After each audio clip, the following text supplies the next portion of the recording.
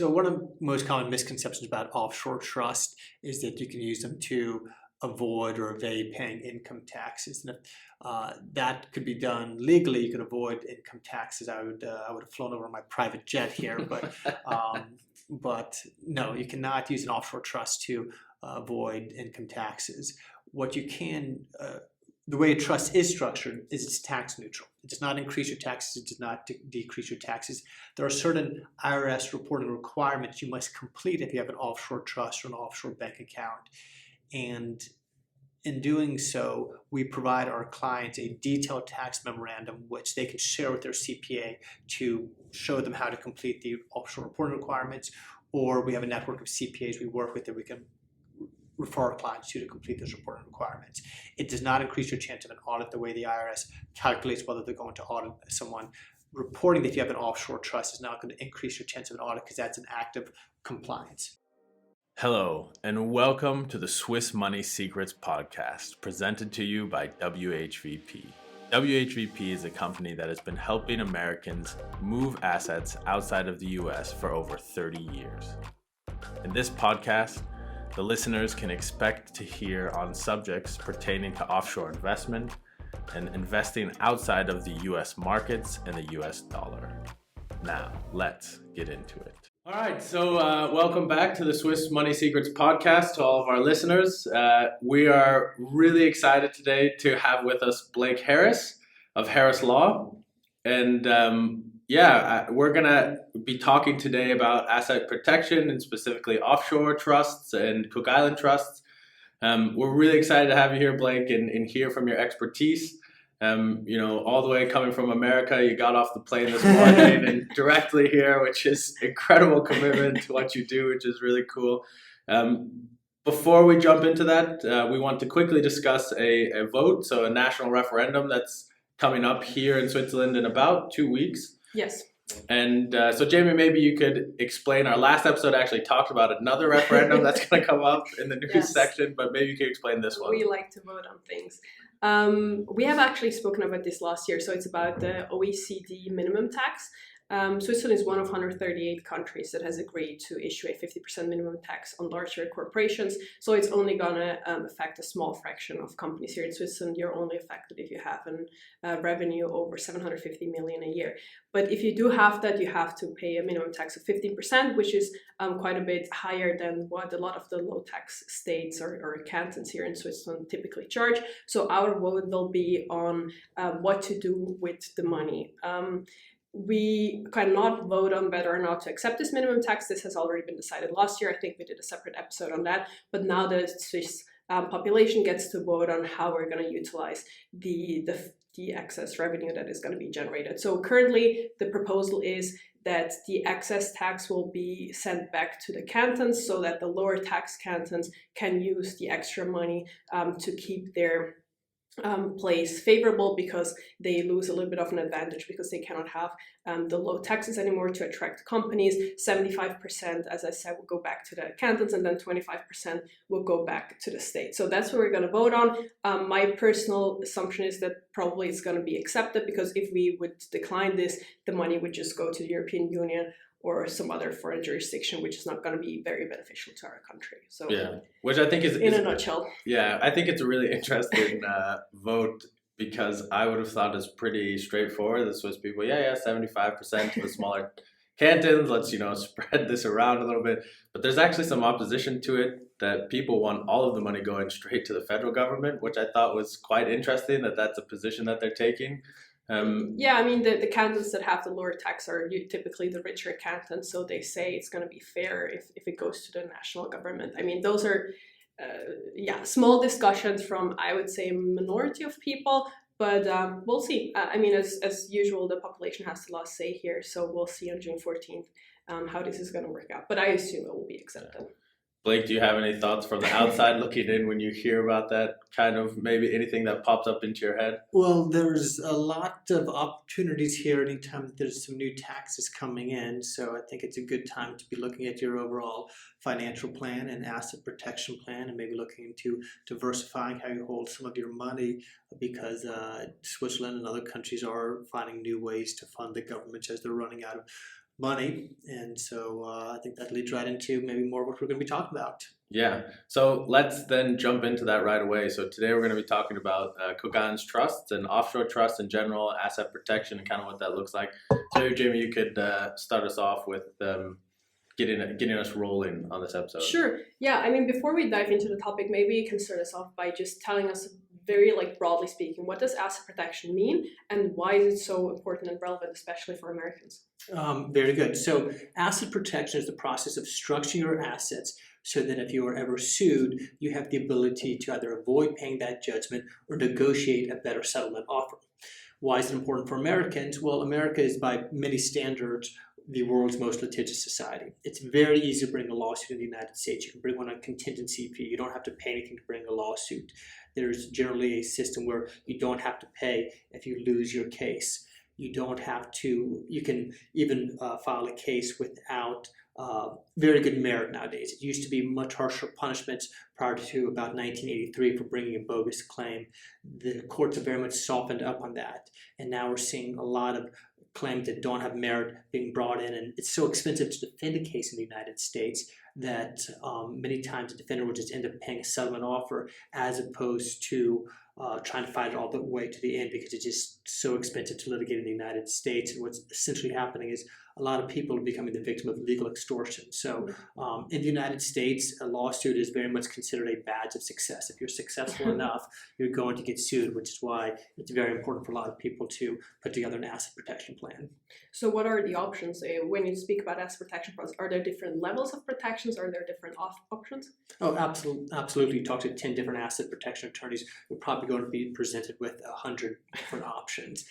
I would say, though, it pretty much boils down to two different strategies for protecting your assets. There are the domestic asset protection trust, and then there are the offshore asset protection trust. The benefits of the domestic trust were, one, as an attorney, that it's much easier to convince a potential client to sign up for a domestic asset protection trust. They're more comfortable with the jurisdictions they've heard of, like Alaska, Nevada, Wyoming, for example. However, the downside of domestic trusts is they do not offer the same level of protection. And earlier in my career, I did set up a few domestic trusts, but I saw how much weaker the settlement leverage was with a domestic trust. So now my firm, we do exclusively offshore trust. And I do this for my own money because I'm not going to be gambling with my money. And I do it for my clients because I'm absolutely not going to be gambling with my clients' money. So in terms of options, you got the domestic trust, easier to set up, easier to get people on board with them. They don't give you the same level of protection that you get with an offshore trust. With an offshore trust, there's a few different jurisdictions where you can set up an offshore trust, and I think we'll get more into that in a moment. Yeah, so I guess that's where I would like to ask or hear your expertise on it when it comes to, there's a bunch of different jurisdictions, maybe not a bunch, but a few jurisdictions where those offshore trusts can be held. In specific, we hear a lot about Cook Islands trusts. And I guess you were mentioning about a lot of frivolous lawsuits. So what does a Cook Islands trust in specific, what do they actually offer when it comes to dealing with frivolous lawsuits? And how do they actually protect the client against, I guess, those kind of lawsuits? So I was just talking about the United States system and how easy it is to bring a lawsuit. The laws in the Cook Islands are very different. In order to bring a lawsuit in the Cook Islands, number one, you cannot hire an attorney on a contingency fee. So that right there is going to knock out more than half of all cases in the United States. Most all are brought on a contingency fee. You tell a plaintiff they actually have to put some money up front, and it's not a cheap amount of money that you have to put up front to bring your case. That's going to deter a lot of litigation. On top of that, you have to win your case in the Cook Islands beyond a reasonable doubt. In the United States, to win a case, you need what's called a preponderance of the evidence, which means 51% to 49%. If you can convince a jury, just slightly more likely than not, that you're correct, you win your civil case. In the United States, for a criminal matter, you have to have what's called beyond a reasonable doubt, where it's basically 99.9% certainty that this fact is correct, that the argument you're alleging is accurate. That is the standard that they hold you to in the Cook Islands, where you have to prove a civil case beyond a reasonable doubt. Very hard standard of proof. On top of that, they have the oldest and longest standing asset protection trust law, and that stems back to the mid-1980s. For about 40 years now, they have been known as the premier jurisdiction for asset protection. getting to your other question that you kind of led in with, which was the various different jurisdictions. There's more than a dozen different jurisdictions with asset protection trust laws in place. However, the best three are the Cook Islands, Nevis, and Belize. Belize is very well known for their zero look back period, and in certain cases, a Belize trust is the right solution. However, in terms of trustee selection, you get more, and in my opinion, better options for trustees if you look to either Nevis or Belize. Nevis copied the laws of the Cook Islands Trust Law. So it's very similar legislation. They even added a codified bond requirement of $100,000. But to bring a case to the Cook Islands, you still have to post a bond in the judge's discretion, but it's going to be similar to the amount in Nevis. The reason I like the Cook Islands over Nevis is because of the mindset that the government has towards the asset protection business.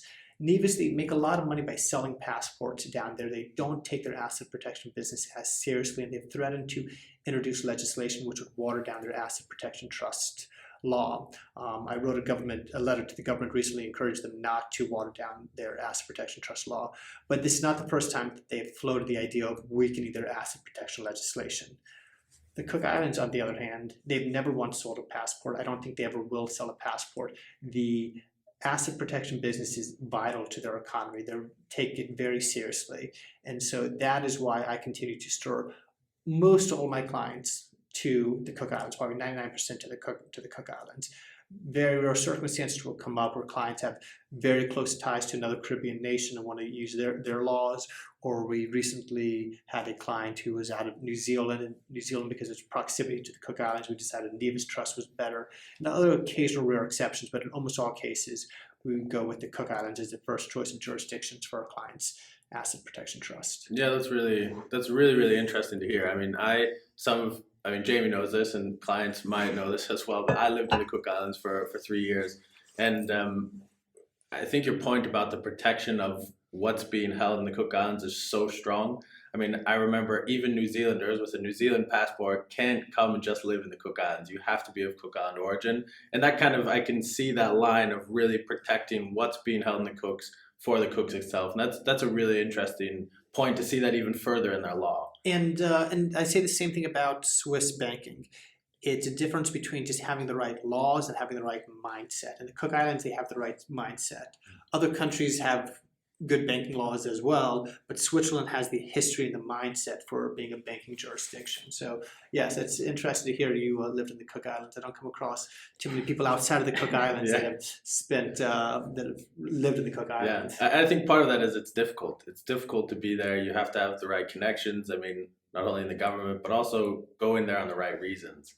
And so, yeah, that's certainly interesting. So maybe I guess I would be curious to know you talked through some of the advantages of the Cook Islands in comparison to Nevis and not, but are there any, I guess, disadvantages that might come into play when it comes to the Cook Islands, or is it really just something that is so clear cut? I mean, as you mentioned, you refer most of your clients there. Is there anything that clients should be concerned about in an example of the kind of assets that they can hold in their Cook Islands Trust? Okay, so one thing to keep in mind within offshore trust is the location of the trustee does not have to be the same location as the assets. Sometimes it is. There is a banking relationship we have in the Cook Islands, and sometimes we will utilize that bank. But for the majority of my clients, we are diversifying where their assets are. So the trust deed is going to be registered in the Cook Islands, but they'll open up an account in another jurisdiction, most commonly here in Switzerland. Okay, and what about like hard assets? So if someone has property or maybe a company, can they also have that held in the Cook Islands Trust? So pretty much any asset you can own can be protected, whether it's through its own protection that it already comes with, such as certain insurance and annuity policies, or other assets that don't come with any level of protection. There's some way to get them protected. Cash is the easiest. You open up the offshore bank account. Cryptocurrency, you can assign to your trust, and then in some cases continue to have self-custody of it if there's no pending litigation. If there is, then it's better to utilize a third-party vault to hold that cryptocurrency, or one of the banks that will accept cryptocurrency. In terms of real estate, now real estate is a little bit trickier because you can't just pick up the piece of real estate and move it outside of the jurisdiction where it's threatened. but you can move it into your trust, and this way the court can't order you to hand it over. They'd have to just go through a foreclosure process to probably skip going to the Cook Islands and forcing them to do anything. Another option is to sell it if litigation arises, or just simply sell it and take those liquid proceeds. Or you can get a mortgage on the property, or get a lien up against the property, and then place that lien inside of your trust, with proceeds from that lien inside of your trust. In terms of running a business, there's certain liability that is inherent with the business that you can't divorce the business from. So you still have to have your operating business in the United States, let's say.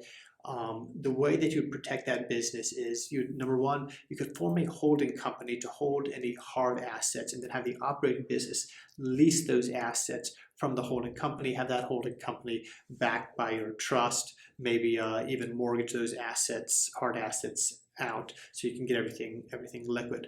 Otherwise, any excess cash you have in the business, dump that into your offshore trust. And those are the main assets that clients come to me to protect: cash, stocks, bonds, cryptocurrency, real estate, and then how to protect a business. Interesting.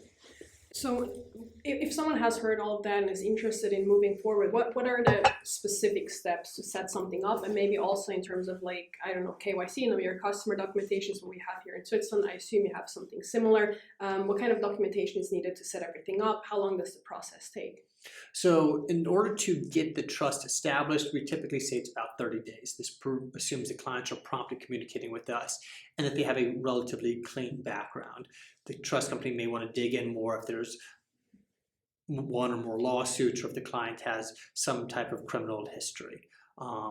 In terms of what information is needed, we're going to need to verify the source of their wealth. So we're going to have to ask some questions about how they got the money that they're looking to put into their trust. Mainly, we want to make sure that we're not looking with anyone involved in money laundering, terrorist activity, drug dealing.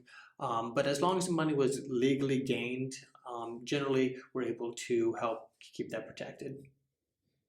Fascinating. Yeah, that's really interesting to see. And I guess the other question that I have that might come into, I guess, clients' head is, what are the tax implications of an offshore trust, or how does the U.S. Obviously the U.S. taxes on a globalized wealth, or the global wealth of each of their citizens, but what does that look like when an offshore trust is involved? So one of the most common misconceptions about offshore trust is that you can use them to avoid or evade paying income taxes. And if that could be done legally, you could avoid income taxes. I would have flown over my private jet here, but no, you cannot use an offshore trust to avoid income taxes. What you can, the way a trust is structured is it's tax neutral. It does not increase your taxes. It does not decrease your taxes. There are certain IRS reporting requirements you must complete if you have an offshore trust or an offshore bank account. And in doing so, we provide our clients a detailed tax memorandum, which they can share with their CPA to show them how to complete the offshore reporting requirements.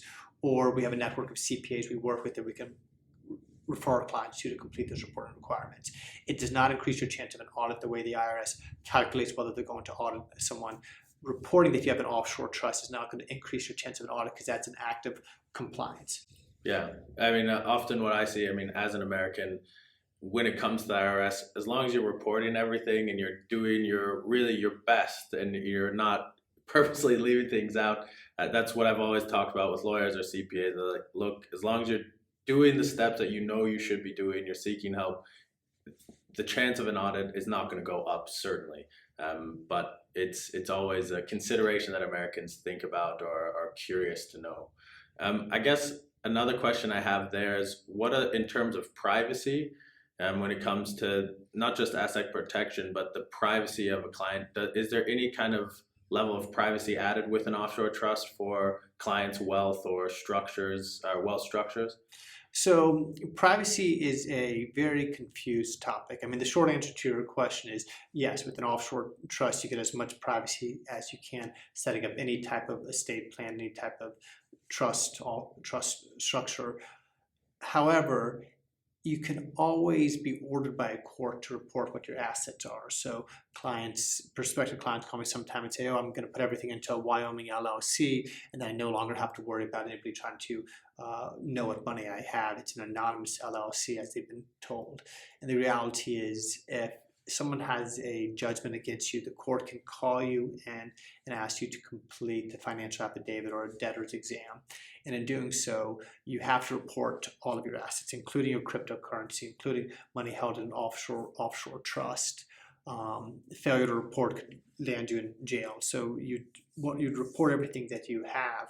However, simply reporting something does not grant anybody access to it. So you would say that you are the beneficiary of the XYZ trust, but when the court asks you to get money out of it, that's when you're going to be prevented from, when the court orders you to take money out of it, that's when you can be prevented from getting it, and that's when the money stays protected. You will, of course, the client will always comply with any court order, but that's the way the trust works. Okay, yeah, so how it really sets them up for, in the sense of, whenever the government comes, you have to report. You have to. It's the IRS court, of course. You have to report. You're not going to hide assets. Yeah. But in terms of, is it a publicly registered deed? No. It's they register the name of the deed, but they don't list who the beneficiaries are publicly. U.S. courts are not going to be able to get information out of the Cook Islands without going through the Cook Islands court system, which is extremely rare. So it does give a certain level of privacy, but it's not a tool for hiding assets. Yeah, of course, and I think that's something we are never in the game of hiding things away from authorities. I mean, I know you certainly aren't. We definitely aren't. So I think that's really good to make that clarification of what we're talking about.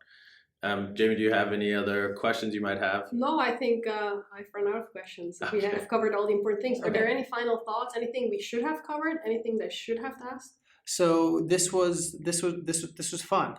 Just to kind of maybe mention what we were talking about beforehand. Jamie, I just want to commend you for your social media efforts and being willing to stand by what you say on camera. It used to be attorneys were very afraid of going on camera. They were kind of laughed at for going on camera. But now if an attorney can't go on camera and speak about what they do and stand behind it, I really think that shows a weakness. So I think you're going to continue to be a leader in your field. So thanks for having me. Thank you so much. I appreciate it. Yeah, Blake, it's been awesome having you. And we're excited to keep following you also on your social media handles. Maybe you could tell our clients where they can find you if they want to learn more about what you're doing on camera, or where they can follow you. Easy enough. Blake Harris Law. It's my Instagram. It's my TikTok. It's my website, blakeharrislaw.com. Perfect. And I'll make sure I put that all in the show notes. And if any of our listeners ever want to contact us, let us know, and we'll be more than happy to put you on to Blake. Thanks again for joining us on this episode of the Swiss Money Secrets podcast. If you would like to learn more about WHVP and what we do, check us out on our website at whvp.ch. Or you can check us out on any of our social media handles on LinkedIn, Facebook, YouTube, or Instagram by simply searching WHVP. Have a great rest of your day.